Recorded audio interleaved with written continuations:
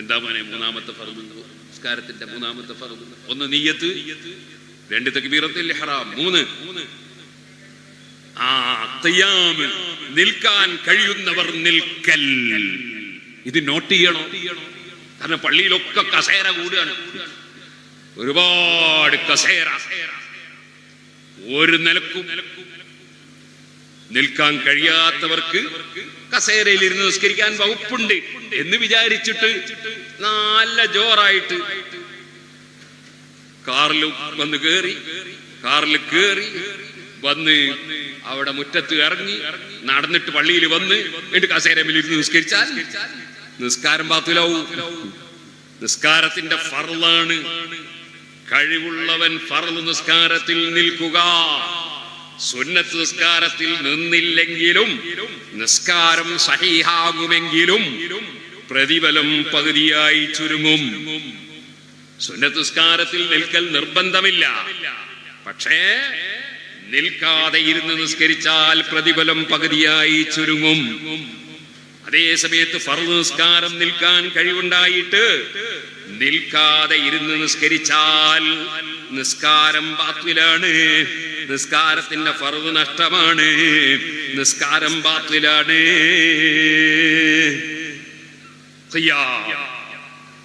എഴുന്നേറ്റ് നിൽക്കൽ. അപ്പൊ ഞാൻ പറയട്ടെ, കഴിവുള്ളവരൊക്കെ നിൽക്കണം. കഴിവുള്ളവര് സാമ്പത്തികമായി കഴിവുള്ളവരെന്നല്ല, നിൽക്കാൻ കഴിയുള്ളവര് അവര് നിന്ന് തന്നെ നിസ്കരിക്കണം. അതിന് ഉസ്താദെ നിൽക്കാൻ കഴിയൂല, ചാരി നിൽക്കാൻ പറ്റുമോ? ചുമരിനോട് ചാരി നിൽക്കാൻ പറ്റുമോ? എന്നാ ചാരി നിന്ന് നിസ്കരിക്കണം.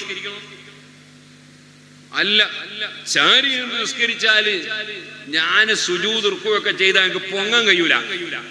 എന്നാൽ പിടിച്ച് പൊക്കാൻ വേണ്ടി ഒരാളെ നിർത്തണം, പിടിച്ച് പൊക്കാൻ വേണ്ടി ഒരാളെ നിശ്ചയിക്കണം. അതിനിപ്പോ ആരും കിട്ടൂല ഉസ്താദേ. എന്നാൽ അയാൾക്ക് ശമ്പളം കൊടുക്കണം, അയാൾക്ക് കൂലി കൊടുത്തിട്ട് പിടിച്ചിട്ട് നിന്ന് നിസ്കരിക്കണം. കൂലി എന്ന് പറയുമ്പോ ഒരു നിസ്കാരത്തിന് പിടിച്ചു വെക്കണമെങ്കിൽ 10,000 ഉറുപ്യ തരണമെന്ന് തന്നെ, അതൊന്നും കൊടുക്കണ്ട. ഒരൊത്ത കൂലി പറഞ്ഞാൽ കൂലിക്കാളെ നിർത്തിയിട്ട് പിടിച്ചിട്ട് നിന്ന് നിസ്കരിക്കണം. അതിനും സാധിക്കൂലെങ്കിലാണ് ഇരുത്തം. അല്ലാതെ പള്ളി കസേരാണ്ടോണ്ട് വേഗം ഇരുന്ന് നിസ്കരിക്കുക, അങ്ങനെ ആകരുത്. എനിക്ക് എന്റെ വാട്സപ്പിൽ ഒരാള് ഒരു മെസ്സേജ് അയച്ചു. അതാ ഞാൻ പറയാൻ കാരണം. അയാള് പറഞ്ഞു, ഒരു പള്ളിയിൽ ഏതോ ഒരാള് 50 കസേര പള്ളിയിൽ വഖഫാക്കിയിട്ടാണ് കൊടുത്തു. അപ്പൊ പള്ളിയിലെ ഇമാം എന്ത് ചെയ്തു? അയാൾക്ക് വേണ്ടി നീണ്ടൊരു ദുആ. ഉടനെ വേറൊരാൾ 10 എന്റെ വകയിലും. സുബ്ഹാനല്ലാഹ്, പള്ളി മുഴുവനും ഇവിടെ നമ്മളെ കല്യാണ മണ്ഡപം പോലെയാണ്. അപ്പ വളരെ അനിവാര്യമായാൽ മാത്രം ഇരിക്കാൻ പറ്റും. ആ ഇരുത്തം തന്നെ നിങ്ങൾക്ക് നിലത്ത് തിണ്ടയിൽ അല്ലെങ്കിൽ കട്ടിലിന്റെ മുകളിൽ, കട്ടിലിന്റെ മുകളിൽ അവിടെ നിങ്ങൾക്ക് നിലത്തിരിക്കാൻ പറ്റുമോ? എന്നാൽ ആ ഇരുത്തമാണ് ഇരിക്കേണ്ടത്, കസേരയിലല്ല. അതാണ് ഏറ്റവും നല്ല ഇരുത്തം. അങ്ങനെ ഇരിക്കുമ്പോൾ ഏത് ഇരുത്തമാണ് നല്ലത്? അവസാനത്തെ തഹിയ്യാത്തിന് ഇരിക്കും പോലെയാണോ? അല്ല, ഇടയിലെ തഹിയ്യാത്തിന് വേണ്ടി അതുപോലെ റുക്കൂവിന്റെ സുജൂദിന്റെ ഇടയിലുള്ള ഇരുത്തുണ്ടല്ലോ, അതിന് ഇഫ്തിറാശിന്റെ ഇരുത്തം എന്ന് പറയും. അതാണോ? ഇടത്തേക്കാല് പരത്തി വെച്ച് അതിന്റെ മുകളിൽ ചന്തി വെച്ച് എന്നിട്ട് വലത്തേക്കാൽ ഇങ്ങോട്ട് ബാക്കിലേക്ക് വെച്ച് എന്നിട്ട് ആ വലത്തേക്കാൽ കുത്തനെ വെക്കുന്ന ഇരുത്തം, അതാണോ? അതാണ് ഏറ്റവും ശ്രേഷ്ഠം, അതാണ് ഏറ്റവും പുണ്യം. അല്ലാത്ത ഇരുത്തമായാലും കുഴപ്പമൊന്നുമില്ല. അതെ, ഒരാൾക്ക് അങ്ങനെ ഇരിക്കാൻ ബുദ്ധിമുട്ടാണ്, എന്നാ പിന്നെ പഴയ നമ്മൾ സാധാരണ അവസാനത്തെ തേഹത്തിൽ ഇരിക്കുമ്പോൾ ഇരിക്കാം. ഒരാൾക്ക് അങ്ങനെ ഇരിക്കാൻ കഴിയില്ല, എന്നാൽ ചമ്രം പടി ഇട്ടിട്ട് വേണമെങ്കിൽ പടിയിട്ടിട്ട് അങ്ങനെ ഇരിക്കാം, അല്ലെങ്കിൽ വേറെ നിലക്ക് വേണമെങ്കിൽ ഇരിക്കാം. ഇരുന്നു കൊണ്ട് നിസ്കരിക്കുക എന്ന് പറയുന്നത് അത് നിൽക്കാൻ കഴിവില്ലാത്തവർക്ക് മാത്രമാണ്, പിടിച്ചിട്ടും നിൽക്കാൻ കഴിവില്ലാത്തവർക്കാണ് എന്നത് മുസ്ലിം ഉമ്മത്ത് മനസ്സിലാക്കണം. നമ്മൾ വേഗം പോയിട്ട് കസേര വിലങ്ങിരിക്കാം എന്ന് വിചാരിച്ചിട്ട് നിസ്കരിച്ചാൽ നിസ്കാരം ബാത്തിലാവും, ഫർദ് നിസ്കാരം ബാത്തിലാവും. നിസ്കാരം സഹീഹാകണ്ടേ? അങ്ങനെ ഇത്തിദാല് കഴിഞ്ഞ് സുജൂദിലേക്ക് പോകുമ്പോ നിസ്കരിക്കുന്ന സമയത്ത് നിൽക്കാൻ കഴിയാത്തവൻ, അവൻ നേരത്തെ ഞാൻ തറയിൽ ഇരുന്ന് നിസ്കരിക്കുന്നവനെ കുറിച്ച് പറഞ്ഞല്ലോ.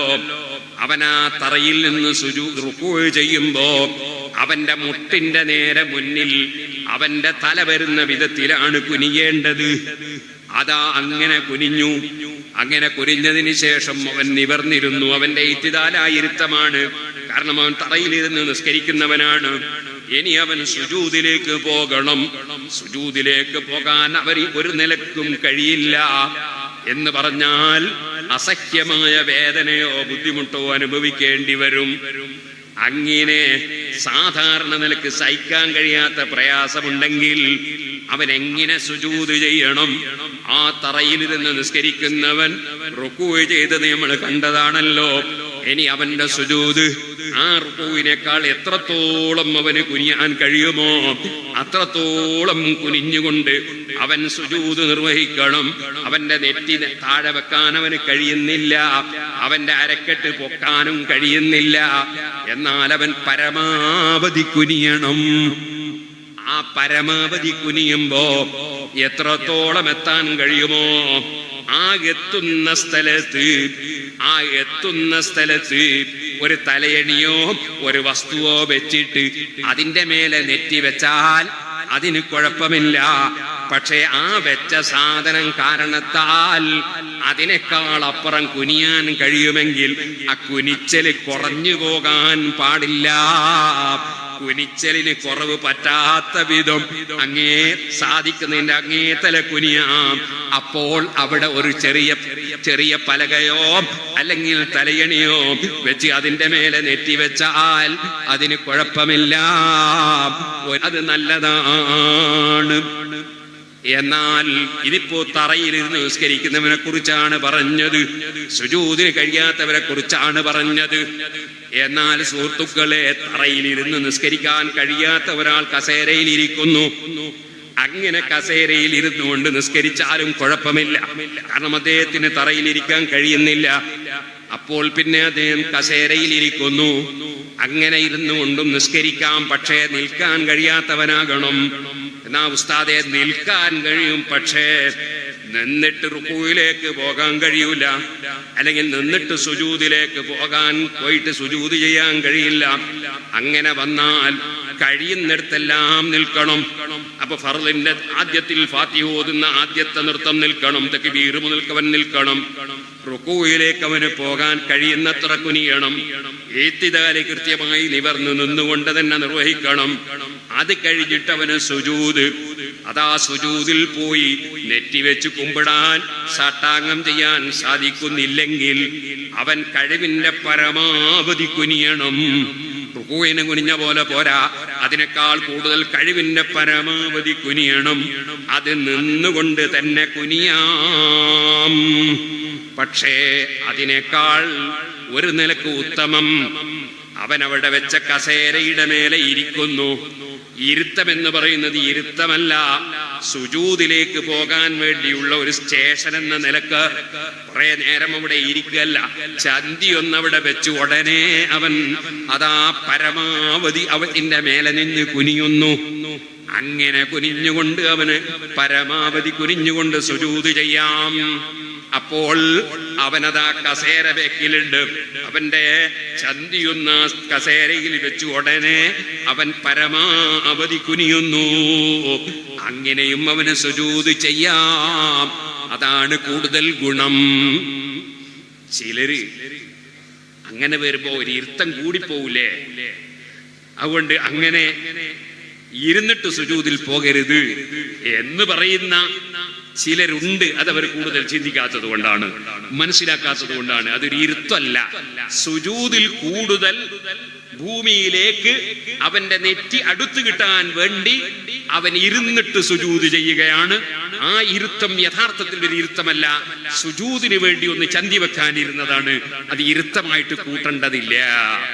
ഫത്ഹുൽ മുഈൻ നോക്കിയാൽ കഴിവൊക്കെ ഉള്ളവൻ തന്നെ നിസ്കാരത്തിൽ നിസ്കരിക്കുന്ന സമയത്ത് ഇത്തിദാലിൽ നിന്ന് സുജൂദിലേക്ക് പോകുമ്പോ ഒന്നവിടെ ഇരുന്ന് സുജൂദിലേക്ക് പോയാൽ നീണ്ട ഇരുത്തല്ല. ഒന്നവിടെ ഇരുന്നങ്ങ് സുജൂദിലേക്ക് പോയാൽ ഖഫീഫായ ലഘുവായ ഇരുത്തം, അത് കഴിവുള്ളവൻ തന്നെ ഇരുന്നാൽ കുഴപ്പമില്ലെന്ന് ഫതുഹുൽ മുഈനിലുണ്ട്.